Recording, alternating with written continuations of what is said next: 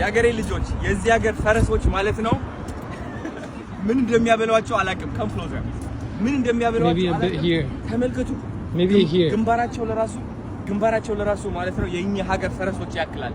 ኤኒዌይስ የዚህ ሀገር ሳር ይለያል መሰለኝ። አሮን ነው። አሁን ሩጫ ላይ ነን ያለነው፣ እየሮጥኩኝ ነው። በጣም ተጨናንቄ ነበረ። አይምሮዬ ውስጥ በጣም ብዙ ኔጌቲቭ ነገሮች እያሳለፍኩኝ ነበር። እግዚአብሔርን ነው የምላችሁ፣ ራሴን እያጣሁ ነበር፣ በህይወት እየተቀጣሁኝ ማለት ነው። አሁን ግን አሸንፈን ወጥተናል። እነዚህ ፈረሶች የሚያስታውሱኝ ደግሞ ያ ነው። አይደክሙም፣ ተስፋ አይቆርጡም፣ ሁሌም ተነስተው ማለት ነው ያገለግላሉ። እኛም መነሳት አለብን። ይገባኛል፣ ህይወት እየቀጣችን ነው፣ ግን ምርጫችን መነሳት ብቻ ነው። ተስፋ መቁረጥ የሚባል ነገር የለም። ኦኬ ሶ ከተማውን ተመልከቱት። show them the city bro። ወይዘሩ ዛሬ በጣም ነው ደስ የሚለው። እንደምትመለከቱት የሆነ ጨዋታ አለ እና ያ ስሙኝ ልንገራችሁማ።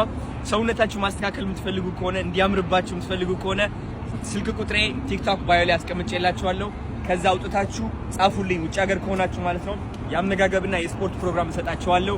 ህይወታችሁ የሚቀይር ማለት ነው። ራሳችሁ እንድትወዱ፣ ወጣችሁ እንድትሮጡ፣ ልብሶች እየመረጣችሁ ማለት ነው ዝንጥ እንድትሉ። እወዳችኋለሁ። ቻው ሌትስ ጎ